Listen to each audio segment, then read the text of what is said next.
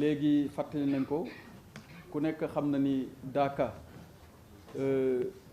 waxtu ñaan la waxtu jaamu yàlla la waxtu toroxlu ci suñu borom la ki nga xamante ni moo ko sancoon muy Thierno Mohamed Saïd loolu la ci jublu woon bi mu fi jógee ba léegi depuis 1980 gis nañ ni ñi ngi koy ameel ci amin bu rafet ci njiitalu Thierno Cheikh Ahmed Tidiane ni ñu ko waxee woon léegi nii rek li ñu jot ci ndigal jóge ci président de la République son excellence Macky Sall jaarale ko ci premier ministre am Amadou Ba mooy service su état bi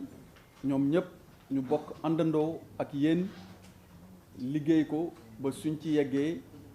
ñu amee ko nu kawe suñu njort gouverneur bu Kolda dina fileeg boobu topp lépp loo xamante ni jëloon nañ ko ci engagement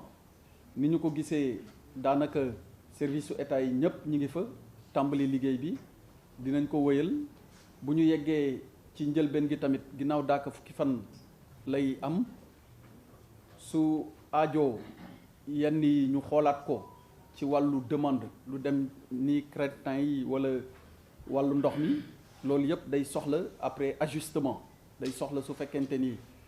aju na ñu adapté li ñuy indi en terme de service wala en terme de présence su soxlaa ñu ajusté ko en fonction des besoins kon loolu mooy li nga xamante ni moom laa bëggoon a waxee ci tënk li ci amoon ci ay laaj aussi yaakaar naa indi nañ ci ay tontu te damay rafetlu bu baax li comité d'organisation bi wax ak ni mu présenté rapport am ndaxte ci tàmbali bi ba tey jii lu ñu bokk di def la du loo xamante ni service su état bi dañu nekk ci seen wet rek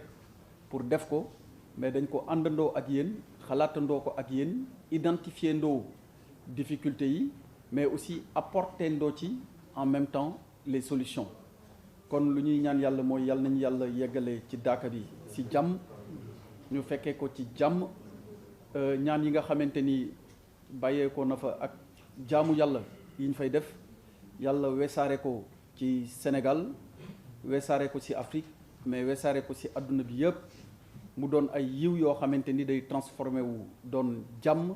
doon xéewal waaye doon sutura ci ku nekk fii ci suñu réew waaye tamit ci Afrique ak ci àdduna bi yëpp loolu mooy li nga xamante ni bëggoon naa ko joxe ci tënk. Je voudrais au nom de son excellence monsieur le président de la République Macky Sall et à travers les instructions que nous avons reçues par le canal du Premier ministre dire que les services de l'État ont été instruits d'accompagner le comité d'organisation du Daaka afin que l'édition 2023 se déroule dans les meilleures conditions possibles. Pour rappel, nous savons que le Daaka a été initié depuis 1942 par un homme d'une dimension exceptionnelle, visionnaire de son État, je veux nommer Thierno Mohamed Saïd Ba, dont l'œuvre à travers le Sénégal et dans d'autres contrées du monde reste marquée par la fondation ou la création de plus d'une cinquantaine de villages où il a érigé des mosquées où on pratique une éducation spirituelle qui est digne de celle qu'ont connue les hommes de Dieu qui l'ont devancé. Alors pour l'édition de cette année, tout a été mis avec la collaboration du comité d'organisation sur la table pour examiner les différentes requêtes et y apporter les solutions appropriées. De ce point de vue, nous pouvons dire, au moment où nous parlons, il y a une dizaine de jours, de ce grand événement qui rassemble des ressortissants du pays, mais également venant de la sous-région, que les principaux engagements ont été sérieusement pris en compte. Pour le surplus également, des engagements qui devront être traités avant le jour J, des engagements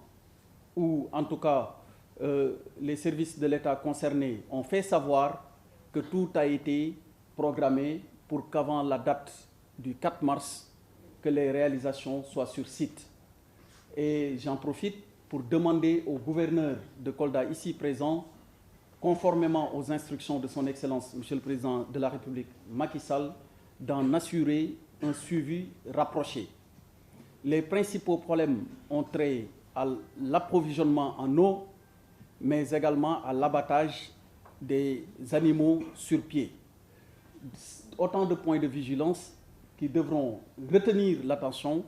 mais également être suivis de façon à ce qu'après le Dakar, dans le cadre d'une réunion d'évaluation, ou en tout cas à la plus prochaine rencontre, qu'on puisse dire avec satisfaction que tous les points d'attention soulevés ont été traités comme nous le souhaitions. Nous vous transmettons les salutations et les meilleurs ziars de son Excellence, Monsieur le Président de la République Macky Sall, qui en même temps en profite pour solliciter de la part du Khalife et de l'ensemble de la communauté de Médina Gounass, qui se particularise par la pratique